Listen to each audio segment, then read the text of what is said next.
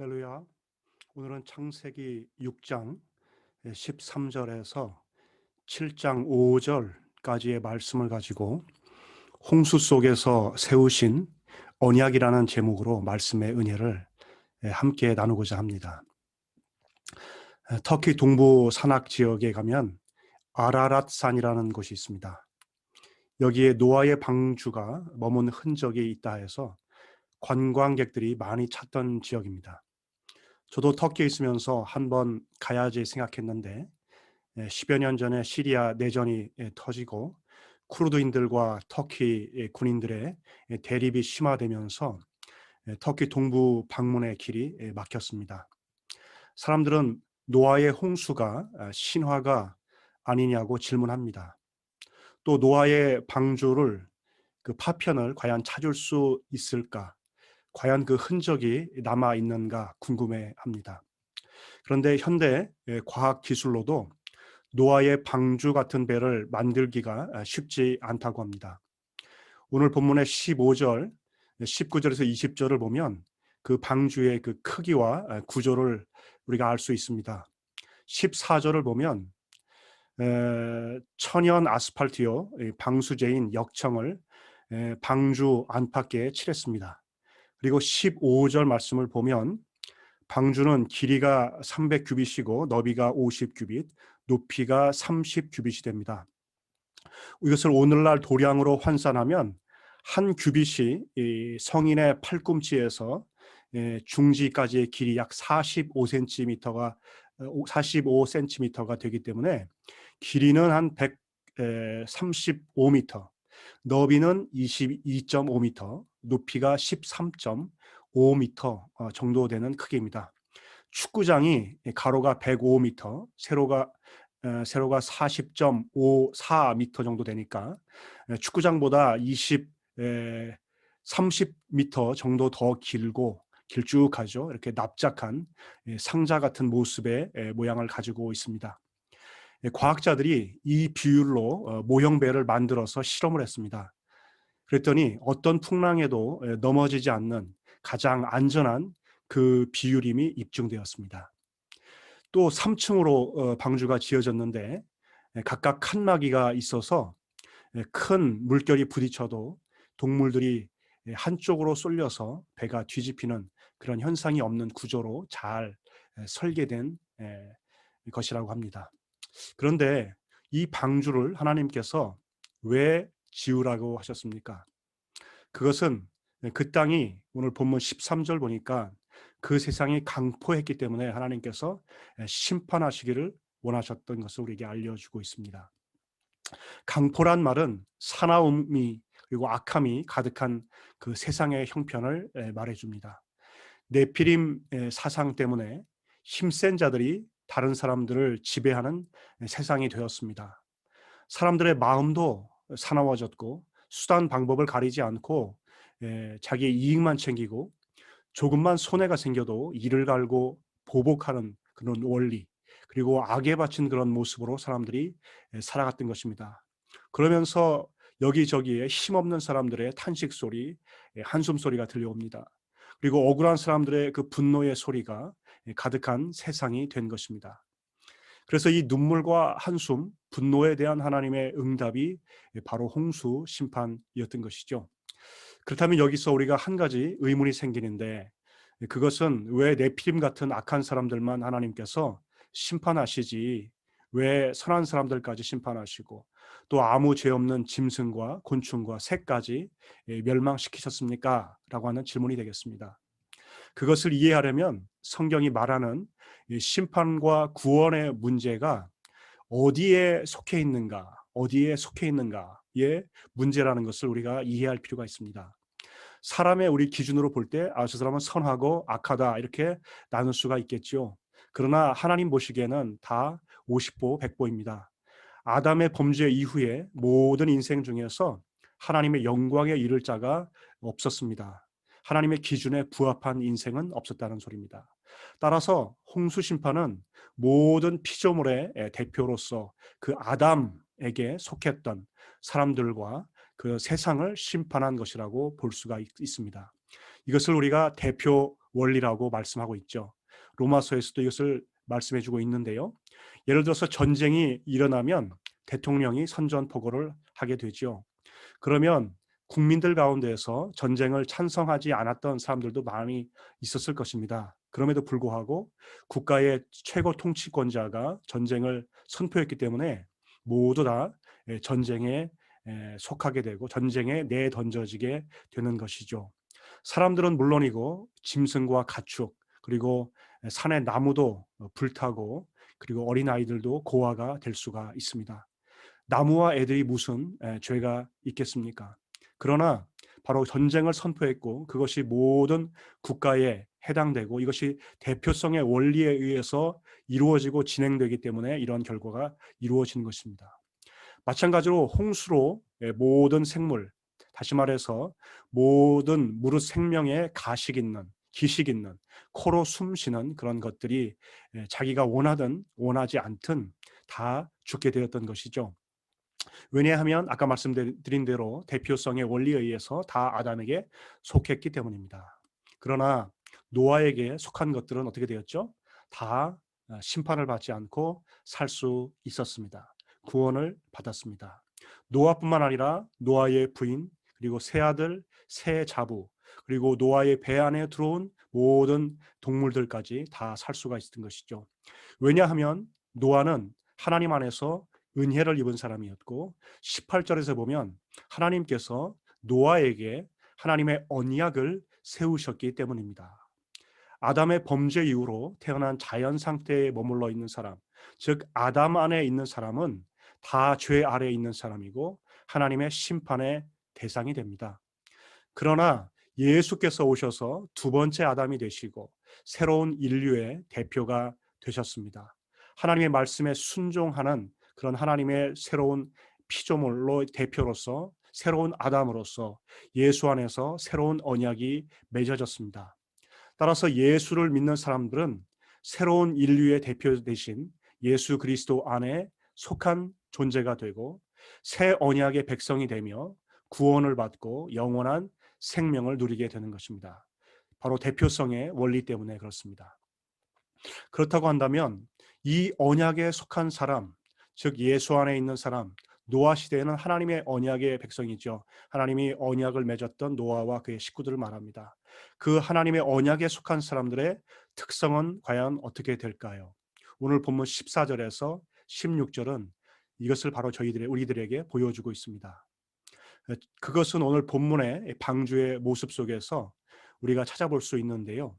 방주란 말은 원래 배란 뜻이 아니고 상자라는 뜻을 가진 히브리어 테베라는 단어에서 나왔습니다. 이 방주의 두드러진 특징은 무엇입니까? 우리가 크게 두 가지로 살펴볼 수 있을 것입니다.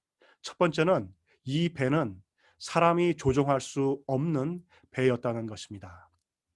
즉 배 안에 키나 핸들이 없습니다. 돛이나 닷도 없고 엔진도 동력도 없다고 하는 것이죠. 만약 키와 핸들이 있었다면 사람이 배를 움직일 수 있었겠지만 키가 없었던 것입니다. 배의 방향을 누가 정할까요? 사람이 할 수가 없습니다. 하나님께서 이끄시는 방향으로 가야 되는 것이죠. 이것이 바로 성도의 인생이 아니겠습니까? 그런데 사람들은 자기에게 이 키와 핸들이 없는 상황이 오면 어떻게 반응할까요? 방향을 잡을 수가 없는 상황, 그리고 또 언제 비가 멈추고 홍수가 심판이 끝마칠지 모르는 그런 상황 속에서 맞닥뜨렸을 때 사람들은 불안해하게 됩니다. 그리고 두려워하게 되는 것이죠. 그런데 이 방주를 뜻하는 이 동일 어휘 테베가 출애굽기에도 나옵니다. 이스라엘 백성들이 출애굽기를 보면 이집트에서 노예 생활을 할 때 생육이 중단하게 됩니다. 이것을 보고 위기를 느낀 이집트의 바로 왕이 히브리인들이 아들을 낳으면 바로 나일강 속에 쳐넣어서 죽도록 이렇게 명령을 내렸습니다. 그러나 아므람과 요게벳이라고 하는 이 부부가 아들을 낳았는데 이 파라오의 명령을 어겼죠. 그리고 3개월 동안 이 아리따운 이 아기를 고운 아기를 숨겨서 키우다가 더 이상 숨길 수 없는 상황에 다다르게 됩니다. 그때 역청으로 방수 처리를 한 갈대 상자를 만들어서 그 아이 그 모세를 뉘어서 나일 강에 띄우죠. 그 갈대 상자를 히브리어 성경을 보면 동일하게 테베라고 이렇게 말하고 있습니다. 다시 말해서 테베라고 하는 것은 상자라고 하는 뜻이 되겠죠. 우리는 이것을 통해서 그 테베라고 하는 어휘의 그 의미의 핵심이 그 크기에 있지 않다는 것을 보게 됩니다. 왜냐하면 노아의 방주는 굉장히 컸죠. 그런데 지금 갈대 상자는 굉장히 작습니다. 그런데 동일하게 테베라고 하는 단어를 사용한 것이죠. 그 테베라고 하는 그 단어 어휘의 의미의 핵심은 크기에 있지 않고 그것의 본질, 다시 말해서 동력에 의해서 움직이지 않는 그런 것이라는 것을 우리가 알 수가 있겠습니다. 노아의 방주는 동력 장치가 없었죠. 그리고 모세의 갈대 상자도 동력 장치, 엔진이 없었습니다. 제어 시스템도 없었습니다. 닷도 핸들도 돛도 모두 없었습니다. 노아의 방주와 모세의 갈대 상자 모두 그 방향과 속도를 정하는 데 있어서 사람이 할 게 없었습니다. 멈추는 일도 사람이 할 수 없었습니다. 철저하게 하나님께 달려 있었죠. 여러분, 성도로 살아간다는 것이 무엇입니까? 바로 이렇게 내가 인생의 방향을 정할 수가 없고 인생의 속도를 낼 수가 없고 멈춤을 내가 결정할 수 없다는 것을 인식하고 하나님께 의탁하고 하나님 바라보고 하나님 의지하면서 사는 것이 성도의 인생이 아니겠습니까? 그리고 이러한 인생의 방향과 속도와 멈춤을 하나님께 맡긴다는 것은 우리 신약의 사도 바울의 표현을 빌린다고 한다면 바로 자족하는 삶이라고 볼 수가 있겠습니다. 지금 나에게 어려운 상황이 주어진다 하더라도 사도 바울이 뭐라고 고백하나요? 내가 비천에 처할 줄도 알고 풍부에 처할 줄도 알지만 내가 모든 일에 일체의 자족의 비결을 내가 배웠다. 이렇게 말씀하고 있지 않습니까? 내가 어려운 상황이 주어진다 하더라도 이것이 나를 사랑하시고 나를 구원하시는 하나님께서 무능력하시기 때문에 나에게 주어진 것이 아니라 그분이 전지전능하시지만 지금 나에게 이 인생의 가시덤불과 이 눈물의 웅덩이를 주셨다고 한다면 그 가시덤불과 웅덩이가 내 인생에 반드시 필요하기 때문이라는 것입니다. 그 속에서만 내가 하나님의 백성으로 하나님의 자녀로 빚어지고 가다듬어질 수 있기 때문에 주신 것을 우리가 믿음으로 바라보는 것이죠. 그리고 그 속에서 실제로 자족하는 삶을 살 줄 아는 것이 성도라는 것입니다. 여러분, 창세기 37장을 보면 요셉 이야기가 나오죠. 그가 형들의 시기를 받고 웅덩이에 던져졌습니다. 만일 그 웅덩이에 물이 차 있었다면 어떻게 됐을까요? 아마 요셉은 익사했을지도 모릅니다. 그러나 그 웅덩이는 하나님께서 예비하신 웅덩이였기 때문에 물이 없었습니다. 그래서 요셉은 거기서 살 수 있었고, 그리고 노예로 팔려갔고, 또 보디발의 집에서 모함을 받아서 감옥에 갇히게 되었고, 정말 험악한 세월을 그가 보내지 않았습니까?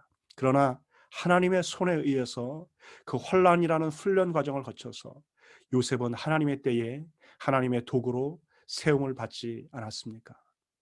여러분, 그의 어려운 모든 과정을 통해서 장차 이스라엘을 기근으로부터 구할 수가 있었습니다. 그리고 그를 통해 이집트에 내려간 그의 야곱의 자손들이 거기서 많이 또 생육이 중다하게 되어서 하나님의 백성을 이루어 장차 출애굽을 하는 그런 중요한 준비의 역할을 할 수가 있었던 것이죠.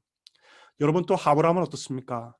창세기 보면 하나님께서 아브라함에게 그가 100세에 낳은 아들 독자 이삭을 나에게 바치라 이렇게 명령하십니다. 그리고 아브라함은 독자 이삭을 번제로 바치라는 명령을 듣고서 그는 굉장히 괴로웠을 것입니다.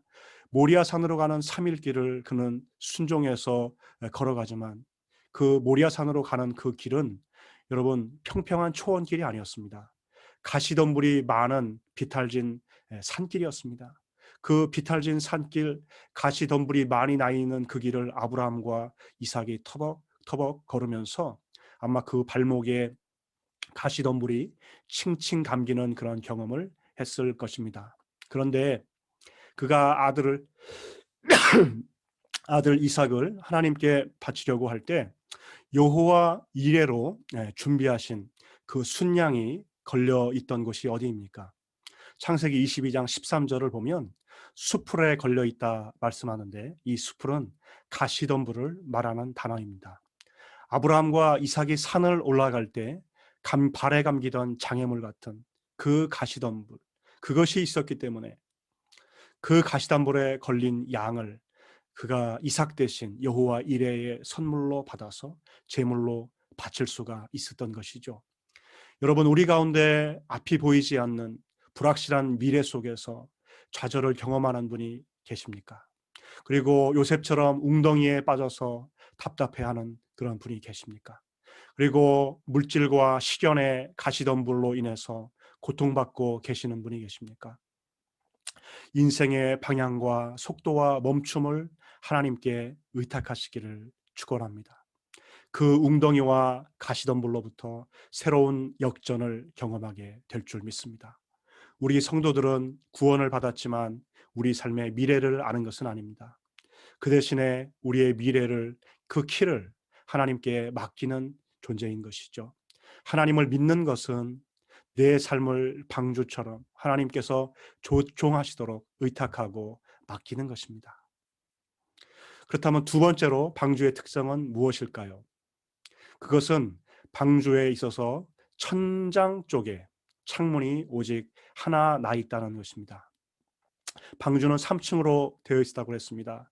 그런데 창이 앞에 있지 않고요, 아래에 있지도 않습니다. 옆에 있지도 않습니다. 뒤에 있지도 않습니다. 오직 위에만, 맨 위에만 나 있다고 이렇게 말하고 있습니다. 방주가 홍수로 인해서 물 위에 머물렀던 홍수 심판을 감내해야 했던, 그래서 모세와 그의 가족들이 그 방주 안에서 격리 생활을 해야 했던 그 기간들은 도대체 어느 정도가 될까요? 창세기 7장 11절을 보면 노아가 600세 되던 해 둘째 달, 곧 그 달 11의 날에 홍수가 시작되었다 말씀합니다. 그리고 창세기 8장 18절을 보면 601년 첫째 달 초하룻날에 땅 위에 물이 거친지라 말씀하고, 8장 14절을 보면 둘째 달, 즉 21의 날에 땅이 드디어 말랐더라 이렇게 말씀하고 있습니다. 그러니까 1년이 넘는 약 375일 정도를 노아의 가족들이 방주 속에서 격리 생활을 해야 했던 것이라고 볼 수가 있겠죠.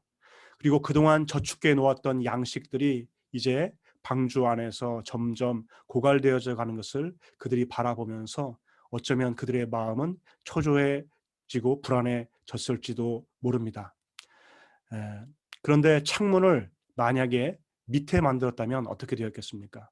노아와 그의 가족들이 그 아래에, 배 아래에 시체들이 죽어가는 모습들을 보면서 그들은 놀라고, 또 부딪혀오는 엄청난 물결 때문에 만약에 옆에 창이 나 있었다고 한다면 그 부딪히는 엄청난 물결 때문에 가슴 졸이고 불안해하는 그런 삶을 살지 않았겠습니까? 그런데 그렇게 창을 하늘 위로 나게 하신 것은 그런 삶을 하나님께서 살기를 원치 않으셨다고 하는 사실입니다. 바로 불안한 삶, 그리고 심판으로 인해서 염려하는 삶을 그들이 살기를 원치 않으셨던 것이죠. 그들은 홍수 심판받는 그런 밖의 상황을 아예 볼 수가 없었습니다. 그러니까 이 창은 밖을 바라보는 창이 아니죠. 그저 공기만 통하는 숨구멍 같은 그런 창이 되었습니다. 여러분, 얼마나 답답했을까? 이것이 아니고 창문을 통해서 그들은 죽어가는 세상을 바라보지 않고 오직 이 배를 운전하시는 약속의 하나님을 바라보면서 의지하게 된 것이죠. 그러므로 방주 밖에는 하나님의 물 심판이라는 엄청난 일들이 일어나고 있었지만 방주 안에서는 그와는 전혀 다른 이 안식과 평안이 가득한 세계가 펼쳐져 있었던 것을 우리는 바라볼 수 있는 것이죠. 여러분, 어떤 사람들은 미래가 안 보이고 자기 몸이 자유롭지 못한 그러한 감옥 같은 상황에 처해 있을 때 억울함과 마음속에 끓어있는 분노를 주체하지 못하고 절망하는 사람들도 있습니다. 그리고 하나님은 왜 침묵하시는가? 하나님은 없다라고 속단하는 사람도 있습니다. 그러나 여러분, 믿음의 사람은 그렇게 하지 않습니다. 왜냐하면 내가 방주 안에 있기 때문에, 다시 말해서 내가 구원의 안에 있고 예수님 안에 있기 때문에 미래를 두려워하지 않을 수 있는 것이죠. 그리고 내일을 염려하지 않게 되는 것입니다. 바로 내 인생의 방주를 내가 아니라 하나님께서 핸들링하시고 하나님께서 책임지신다라고 하는 것을 우리가 확신을 가지고 우리가 믿기 때문인 것이죠. 여러분, 하나님의 뜻이란 책을 쓴 제럴드 시저라는 그런 사람이 있었습니다. 그는 고등학교 때 의사가 되는 것이 그의 꿈이었습니다. 그것 외에 다른 직업은 가질 마음이 없었습니다. 그런데 대학에 들어가 보니 인문학과만 있고 그리고 의예과가 없었습니다. 1학년 작문 시간 가장 괴로운 시간이 되었습니다. 역시 그 시간이 되는 사람들에게, 의사가 되려는 사람에게 이 작문이라고 하는 것은 아무 쓸모가 없는 것이기 때문에 그랬던 것이죠. 그런데 밀러라고 하는 교수가 그에게 이런 충고를 해주었습니다. 앞날은 어떻게 될지 우리는 아무도 모른다네. 그리고 이 말을 들은 그 시저가 이것을 인생의 중요한 교훈으로 삼았습니다. 그리고 그는 결국 의사가 되지 않고 목사가 되어서 신학대학의 교수가 되고 하나님의 말씀을 가르치며 좋은 책을, 신학서적을 저술하는 그런 사람이 되었습니다. 그런데 그의 인생에 이 어두운 그늘이 찾아오기 시작했습니다. 1991년 고속도로를 그가 운전하는데 맞은편에서 음주운전 그 차량이 돌진해 오는 바람에 정면 충돌을 하게 되었고, 그 현장에서 어머니와 아내 그리고 두 아들을 다 잃어버리게 되었습니다. 그는 그 현장에서 하나님이 어떻게 이런 비극을 우리 가정 속에, 내 인생 속에 벌어지게 하실 수가 있을까? 그는 울부짖으면서 만일 하나님께서 고통을 주시고 그 고통이 하나님의 뜻이라고 한다면 하나님은 깡패 같은 분이 아닐 수가 없다라고 여기면서 그는 소리쳤고 그의 신앙은 매우 흔들렸습니다. 그런데 그가 집에서 그가 쉬면서 그가 욥기를 읽고 묵상을 하면서 전능하신 하나님이 욥의 고통을 다 보고 계셨다는 것을 깨닫게 되었습니다. 욥은 하나님이 자기를 버리신 줄 알았지만 하나님이 하신 일이 있다면 그것은 욥을 믿어주는 것이었습니다. 천군 천사들이 보는 앞에서 하나님은 욥에 대한 믿음을 가지시고, 욥이 하나님을 믿은 것이 아니죠. 욥이 어떻게 반응할 것인지를 보고 기대하셨던 것입니다. 하나님의 명예가 이제 욥의 믿음의 반응에 달려 있었던 것이죠. 우리는 하나님이 왜 이렇게 하느냐? 우리는 울부짖습니다. 하나님은 그럼에도 불구하고 하나님은 바로 그러한 고난의 현장에도 우리의 믿음의 반응, 우리의 믿음의 순종, 우리의 믿음의 세워짐을 기대하고 계신다고 하는 것이죠. 이것을 제럴드 시저가 깨닫게 되고서 그때까지 그를 괴롭혔던 모든 그 고통의 문제에서 완전히 해방감을 경험하게 됩니다. 그리고 그가 깨닫습니다. 하나님의 뜻은 미래가 아니라 지금 고통의 현장이고 바로 이 현재다. 그리고 바로 그 고통의 현장 속에서 하나님께서 원하시는 것은 내가 그럼에도 불구하고 하나님을 신뢰하며 믿음으로 하나님과 동행하는 것이다. 믿음으로 나아가는 것이다. 그것을 그가 깊이 깨달고 묵상하면서 하나님께 나아가는 삶을 살게 되었죠. 그리고 그는 고통으로부터 자유한 그런 삶을 살게 되었습니다. 여러분, 내 삶이 하나님께로 창문을 낸 방주란 것을 알고 그 안에 충만한 하나님의 임재를 그가 누리기 시작했던 것이죠. 창세기 사무엘상 30장 1절에서 8절을 보면 블레셋 땅으로 다윗이 도피해서 살게 됩니다. 다윗의 주변에는 곤고한 자, 억눌린 자, 환난을 당한 자, 그래서 마음이 상한 자들이 많이 모여와서 함께 그 블레셋 땅에서 시글락이라고 하는 지역에서 함께 살았습니다. 그런데 어느 날 블레셋과 이스라엘 사이에 전쟁이 일어나는데 그 땅의 망명에서 살고 있던 다윗과 그와 함께했던 그런 많은 사람들이 자발적으로 그 은혜에 감사해서 그 전쟁터에 나가고 함께 블레셋 군대와 함께 서게 됩니다. 그런데 블레셋 군대가 그것을 허락하지 않아서 다시 자기들이 머물던 시글락으로 돌아오게 되었죠. 바로 3일밖에 안 되는 그런 기간이었는데 모든 남자가 그 마을을 비우고 나간 사이에 그 동네가 쑥대밭이 되었습니다. 아말렉 족속이 쳐들어와서 다 불을 태우고 그리고 제물들을 다 약탈해 가고 그리고 다윗과 함께한 사람들의 아내와 자녀들을 다 사로잡아 갔던 것을 알게 되었던 것이죠. 그 처참한 이 상황 결과를 그들이 바라보면서 그들이 소리내서 울고 탄식하고 그들이 가슴 아파했습니다. 그런데 그들이 울 기력이 없도록 쇠진할 정도로 그렇게 울면서 그렇게 절망했다 이렇게 성경은 말하고 있습니다. 그런데 바로 그러한 가운데서 그것이 어떻게 발전하냐면 다윗과 함께했던 사람들이 이 다윗을 이제는 돌을 들어서 다윗을 죽이려고 이렇게 대드는 그런 상황까지 발전을 하게 되는 것이죠. 여러분 이스라엘의 왕으로 다윗이 기름 부음을 받았잖아요. 근데 다윗은 언제부터 여러분 그의 삶 속에 시련이 계속 찾아왔는지 아십니까? 그것은 바로 그가 왕으로 기름 부음을 받은 그 이유입니다. 사울 왕으로부터 그는 시기를 받고 미움을 받고 얼마나 사울 왕이 그를 죽이려고 했는지 단창을 던져서 그를 죽이려고 했는지 여러분 다윗이 얼마나 도망자의 신세가 되어서 그를 도망치는 그런 사람이 되어야 했습니까? 그 다윗이 그러한 힘든 시절들을 겪어야 했던 것이죠. 그리고 이제 그와 함께했던 사람들 다 한이 있고 마음에 상처가 있는 바로 그러한 사람들인데 이제 그런 사람들마저 다윗을 배신하고 다윗을 원망하면서 돌을 들어 치려고 하니까 다윗이 얼마나 기가 막히겠습니까? 그런데 사무엘상 30장 6절을 보면 이렇게 말씀합니다. 다윗이 크게 다급하였으나 그의 하나님 여호와를 힘입고 용기를 얻었더라. 여러분 왜 사람들은 다윗에게 돌을 들었습니까? 그것은 그들이 사람을 의지하는 인생을 살았기 때문입니다. 사람은 아무리 훌륭하고 해도 신뢰의 대상이 될 수 없습니다. 사랑의 대상일 뿐입니다. 그런데 사람을 의지하고 믿으면 반드시 그로 인해서 실족하게 되어 있습니다.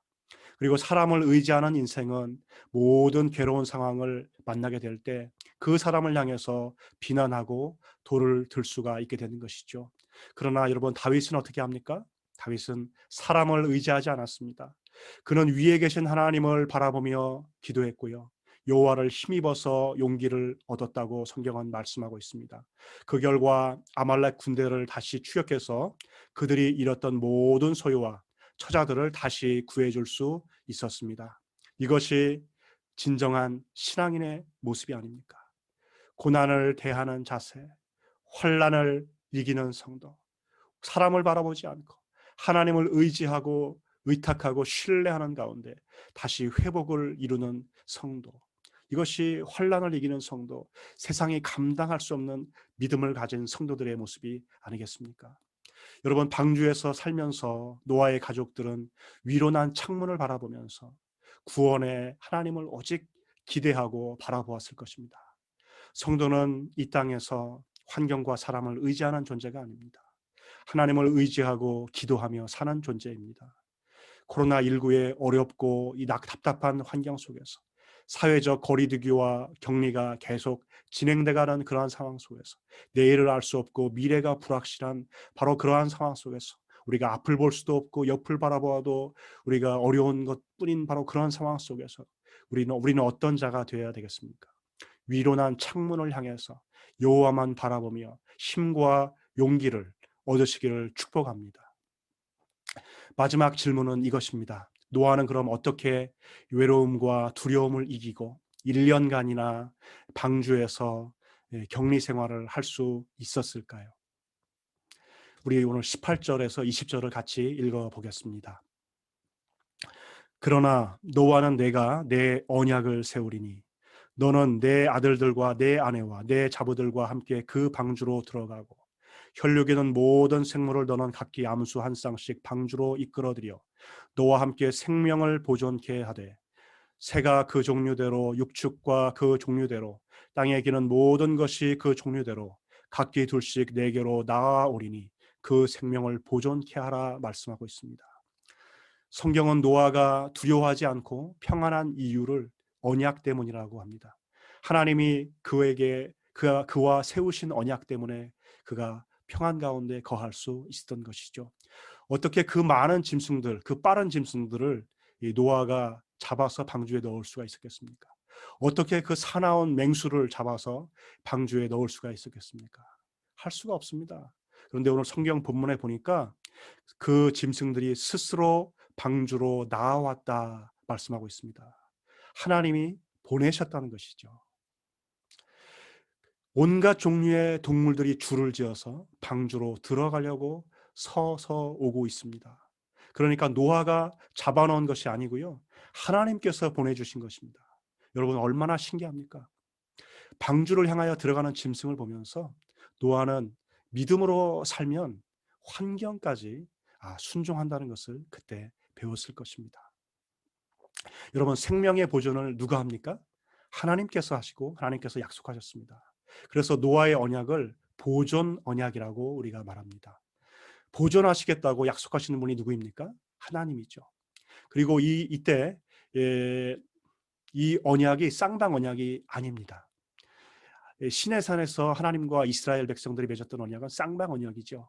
피로 맺은 언약인데 그것과 달리 이때 노아와 맺은 언약은 보존의 언약인데 일방적인 하나님의 은혜의 언약이고 이것은 보존의 언약입니다.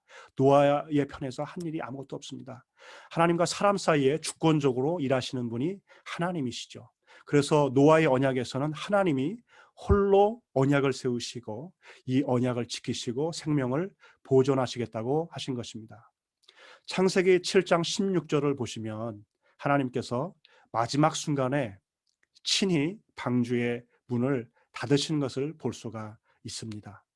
그 방주의 시작을 주신 분이 누굽니까? 하나님이죠. 설계하도록 하신 분이 누굽니까? 하나님이죠. 이제 그 방주의 문을 닫아서 마무리를 하신 분이 누구십니까? 바로 하나님이시죠. 바로 이것은 구원의 시작도 우리 구원의 완성도 하나님께 달려있다는 것을 우리에게 보여줍니다. 그분은 홍수 심판을 면하도록 구원의 방주에 들어가게 하시고 그것을 위해서 유일한 단 하나의 문을 만들어 놓게 하셨죠. 여러분 구원에 이르는 문은 바로 하나라고 하는 것을 우리에게 보여주고 있습니다. 이제 포스트 모던 시대에 종교다원주의가 기승을 부리고 있죠. 모든 종교에 다 구원이 있다. 기독교만이 아니라 불교에도 이슬람교에도 구원이 있고 우리가 어떤 것을 믿어도 너 자신을 믿어도 우리가 산 정상에 도착하는 것은 똑같다. 모든 종교를 믿으면 우리가 선하게 살면 우리는 다 구원받는다. 종교다원주의가 이렇게 말하고 있습니다. 그러나 여러분 구원에 이르는 길은 오직 하나인 줄로 믿습니다. 하나님께서 예수 그리스도 외에 다른 구원 얻는 다른 이름을 주신 일이 없기 때문에 그렇습니다. 노아의 시대의 사람들에게는 120년이라고 하는 회개의 기회가 주어졌습니다. 그러나 그들은 받아들이지 않았죠. 이제 구원의 방주의 문이 닫혔고 더 이상 그들에게 기회는 없습니다. 하나님께서 닫아 넣으신 방주의 문은 심판의 단호함을 우리에게 말해줍니다. 그래서 우리는 기회가 있을 때마다 복음을 전하고 권해야 하는 것이죠. 그리고 하나님께서 닫아 넣으신 방주는 역청으로 덮여 있었습니다. 아무리 비바람이 불고 엄청난 물결이 휘몰아쳐도 방주 안에는 결코 스며들 수가 없었죠. 이것은 구원의 완전성을 말해줍니다. 세상이 흔들 수 없는 구원, 세상이 흔들 수 없는 구원을 저와 여러분이 받으신 것을 믿으십니까? 노아는 방주 안에서 이 말씀, 이 보존의 약속을 붙들었습니다. 우리도 이 말씀을 붙들면 나의 미래와 생명을 책임지시는 분이 하나님이신 줄로 믿습니다. 말씀을 붙들면 앞이 안 보이는 방주와 같은 현실에도 우리가 믿음으로 인해서 우리가 두려워하지 않을 수 있습니다. 그리고 내가 말씀을 붙들고 믿음으로 살면 나머지는 하나님께서 책임을 져주신다는 것을 여러분 믿으시기를 바랍니다. 창세기 6장 22절과 창세기 7장 5절을 보십시오. 노아는 하나님께서 명하신 무엇을 다 준행했다고 말씀하고 있습니까? 성경은 방주를 지으라는 하나님의 명령, 말씀을 다 준행했다 말씀하고 있습니다. 노아는 하나님의 약속을 믿은 것입니다. 노아는 하나님의 언약을 믿었고 하나님의 말씀을 신뢰했고 하나님의 약속을 붙잡은 것입니다.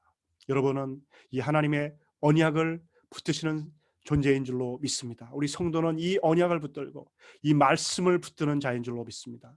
그렇다면 내 인생에서 천재지변이 일어나고 어떤 어려움이 당한다 해도 나를 구원하시고 보존하시고 언약을 주셔서 나를 보호하시겠다고 하시는 이 하나님을 우리가 믿기에 그 환난과 고난의 풍파 속에서도 우리가 평강을 잃지 않는 그러한 존재가 될 줄로 믿습니다. 예수 그리스도 안에 있는 언약 백성들을 향한 이 하나님의 사랑, 이 하나님의 보존의 언약을 여러분 믿으시면서 이 홀로 위로 향해 난 그 창을 향해서 하나님만 바라보시는 저와 여러분들 되시기를 축복합니다. 여러분 인생의 앞이 보이지 않으십니까? 또 가시덤불과 같은 상황에 처해 있으십니까? 두려움과 원망, 절망과 낙담의 쓴 뿌리로 괴로워하지 마시고 우울 속에 여러분 스스로를 방치하지 마시고 말씀을 굳게 붙드시기 바랍니다.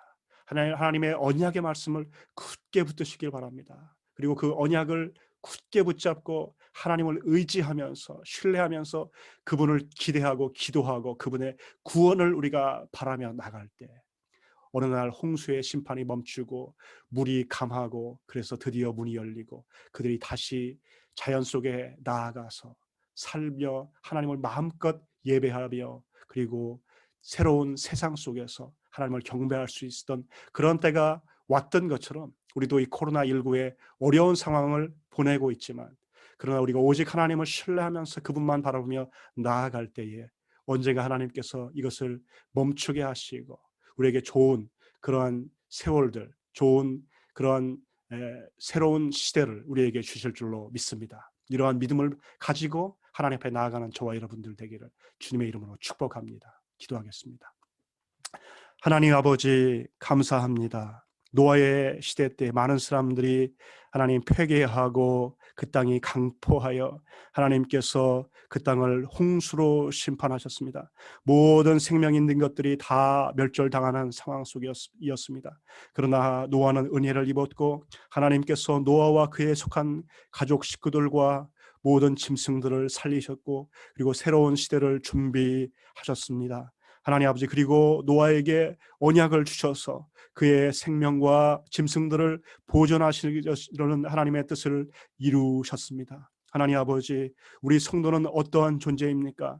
우리가 어떠한 어려움과 환난과 고난과 역경을 겪는다 할지라도 선하신 하나님 한 분만을 바라보게 도와주시고 하나님 한 분만 의지할 수 있도록 인도하게 도와주시고 하나님을 신뢰하는 믿음을 허락하여 주셔서 우리의 역경과 고난과 어려움까지도 우리의 인생에 우리의 신앙의 약재로 삼게 도와주시고 그것을 통해서 우리가 훈련되어지고 연단되어져서 더욱더 소망 가운데 하나님께 나아가며 하나님의 영광을 바라보는 그러한 저희들이 될 수 있도록 주여 은혜를 내리워 주시옵소서. 하나님 아버지 구원의 문은 오직 하나인 줄로 믿습니다. 예수 외에는 다른 구원의 하나님 문이 없는 줄로 믿습니다. 우리가 이것을 세상 속에 선포하게 도와주시고 하나님 세상이 흔들 수 없는 구원, 하나님 세상이 요동쳐도 하나님 아버지 굳건한 평안 가운데 거하는 놀라운 세상을 이기는 믿음으로 평안으로 우리가 이 어려운 혼란의 때를 이길 수 있는 위대한 믿음을 저희들 속에 허락하여 주시고 하나님의 놀라운 은혜를 충만하게 저희들 속에 덧입혀 주시옵소서. 감사합니다. 예수님의 이름으로 기도합니다. 아멘. 감사합니다. 오늘도 귀한 하나님의 말씀을 나눌 수 있어서 감사합니다. 오늘도 이 하나님이 주시는 충만한 말씀과 언약과 은혜의 축복이 여러분과 함께 하시기를 빕니다.